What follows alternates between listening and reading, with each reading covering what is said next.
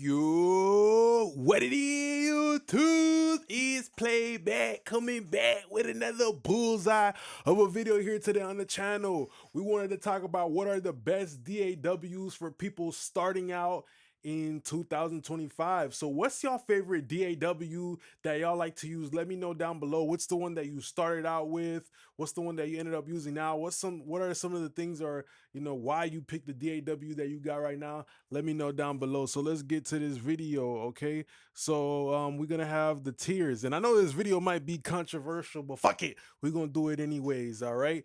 So the first DAW is gonna be FL Studio. Now we already know the tiers list. Mix and master being the best one, you can do everything in it. Rough mix being the stuff where, okay, I'm gonna probably be able to have all the tools that I need in this DAW to get a good rough mix, but maybe I might have to send it to another engineer. Vocal template is where you depend you're going to need a lot of third-party plugins to really make it sound good. Then we have debatable and delete. All right, so with FL Studio, I think FL Studio is probably like the best DAW for people starting out in 2025, and here's why. The cost is pretty affordable, bro, especially when you start now. You don't have a lot of money. Having a DAW that you could just buy it outright with FL Studio and get lifetime updates is clutch. You feel me? And most importantly, too, you have a many high quality classic plugins like the FL Studio Clipper. Then you got the FL Studio EQ, the reverb. Like you don't really got to spend too much.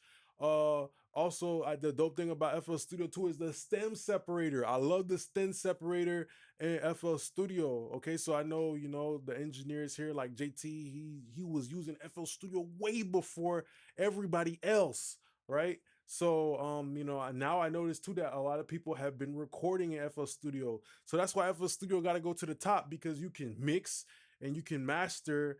You can record and make a beat in FL Studio. When it comes to mixing and routing, I've never tried to do that, but I've made beats and I've recorded in FL Studio, and it's very easy. It's very easy and very user friendly to start out with.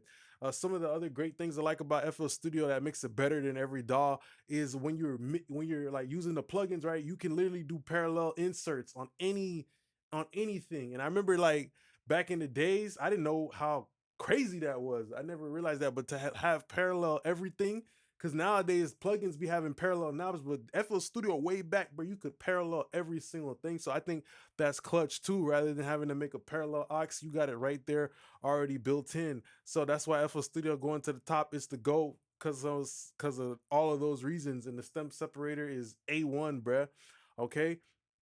So after that, we're gonna have to go with Reaper. Now Reaper is pretty dope. Reaper is pretty dope, but you know what I kind of don't like about Reaper? It's too tweaky. It gives you too many options in terms of coding. And maybe this is just subjective, but I feel like most people who are artists, they just need something direct, because most artists overthink the process.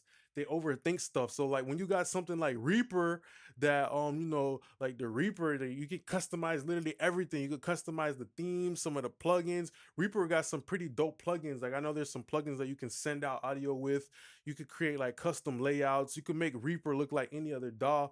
But that's the thing I kind of don't like. I don't like stuff that has like identity crisis. You feel me? Like go get your own swag. But Reaper is still pretty dope, and they have a community of people who are constantly coding and like adding more onto the DAW and stuff like that. So for that, we probably gonna just let's just keep it right there, because I think that's a big gripe for many artists, having too many choices. It's like the Garden of Eden when Eve ate the apple. It gave her too much information, too much choices. So human beings, we not used to having too much abundance. Okay. So that's one of the things. Sometimes you just need something direct that you can work in, and I feel like Reaper is just a little too tweaky. But after that, it's pretty dope. Like if you're the type of person that likes to customize, that's for you. Okay, now Logic Pro. Logic Pro has to go at the top. And Logic Pro has to go at the top because you can make beats in Logic Pro, you can record in Logic Pro, and you can mix in Logic Pro. So I'd actually put Logic Pro one step above FL Studio in terms of mixing department, because mixing in Logic Pro is very good, and especially vocal editing and stuff like that, and going in there and like getting it right. It's definitely possible in FL Studio too, but you got to do some workarounds. So in terms of like that balanced DAW that can do everything good equally, I'm gonna have to put Logic Pro. Like FL Studio is better at making beats, and it's also better maybe at some parts of like recording and stuff like that.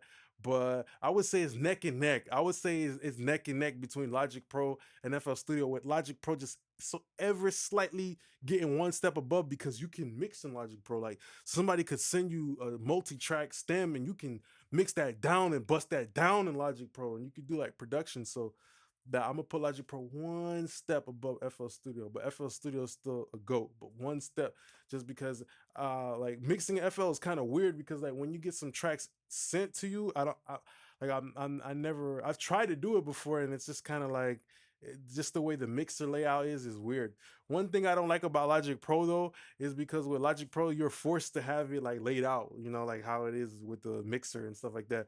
Versus where FL you can do like different stuff, you know, you can like minimize it and you can move stuff around, you can jump back between the edit and the, but with Logic Pro it like kind of forces you to have it like set in one way.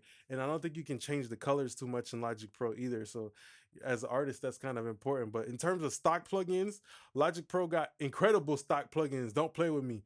In terms of like MIDI function, like Logic Pro is just par on par with FL Studio, damn near in my opinion. And yeah, I think that Logic Pro is really good. You know, I think it's really good. So after that, we're gonna have Ableton. Ableton, come on, man. Out of respect, Ableton got to go to the top. You see how many good DAWs there is nowadays? What's your favorite DAW? Ableton got to go to the top because I like how Ableton is laid out on the bottom. You feel me? Like with the bottom strips, it's like damn near everything a channel strip. And then like Ableton too, you know, you have plugins like OTT, you have plugins like Cytomic the Glue. You know, you got them real plugins that you know gonna help you sauce your stuff up. Ableton for me, in my opinion, is more like production. Like when you're working on electronic music, you want to make rap beats. I think that's where Ableton is. I think that Ableton's pretty dope for that.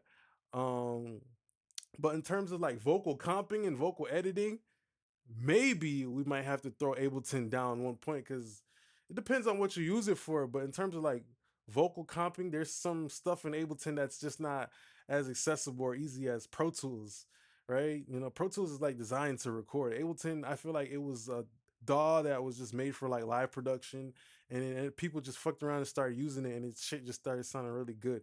So for electronic music, rap music, I think it's dope. I think Ableton is cool in the way you can do like wacky effects and print down stuff, and also the way it's laid out. You can change the colors. It's aesthetically pleasing. I'm put Ableton right there at rough mix, and it's only falling short because of the vocal recording stuff. Like, who's not recording vocals nowadays? If you're even if you're a producer, if you want people to get on your beat, you probably got to record them too. And I think that Ableton lacks in that department in terms of vocal comping and editing. All right. So then after that, we're gonna have Studio One. I think Studio One is great because this is very underrated. The load up time is very quick in Studio One. Studio One also has the what is it, that thing where you could do like a screenshot of your analog hardware. I used to take advantage of that. I think Studio One is really good too when it if you're using like PreSonus hardware. Like I had a fader port, you know, and that thing is synced up with you know, that has the faders and the buttons, and it lets you like it's like pretty much like a PS5 controller for your DAW. I had that. And I plugged it in the Studio One. It was working so quick, and I could move the faders and all that stuff like that. Only problem is I'm not living in the 1980s. I'm a 2025 engineer, so I don't really need to physically put my hands on knobs and faders and shit. Like that's not how I mix. That's not my genre.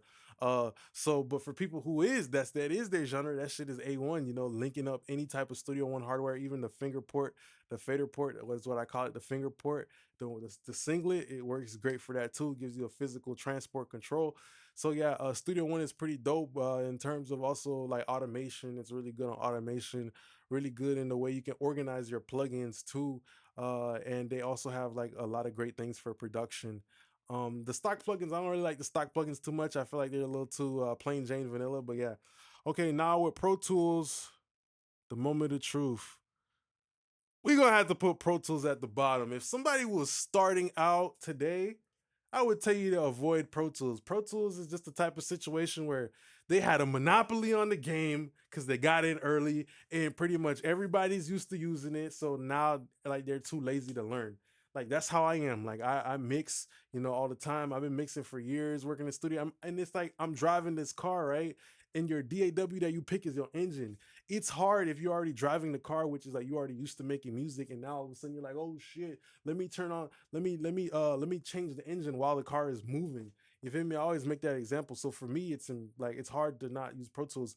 But here's why I hate Pro Tools. First of all, Pro Tools don't give a damn about their customers, which is red flag number one. Second of all, Pro Tools is very buggy and very glitchy, depending on what type of operating system you use. Like I remember there was certain times where boom, my Pro Tools just stopped working, and I had to like reset my whole computer. So yeah, it's very weird. Okay, uh, you can run into compatibility issues sometimes with Pro Tools. Another thing I hate about Pro Tools, the AAX format of plugins and stuff like that. I'm not sure if other DAWs have that too, but I know like sometimes Pro Tools like it don't even recognize VST or VS3 plugins. It's like, oh, you gotta have the AAX, you gotta have our format, which is just annoying. Like, you know, so you can't use C-worded plugins on it like that. Another thing I hate about Pro Tools is the entry price. Like you got to pay like a few hundred just for like just a year. And if you want to get the perpetual license, which other all of the other DAWs offer at a reasonable price, you got to pay like all this money, bruh. So that's what I don't like about Pro Tools. I think Pro Tools is great.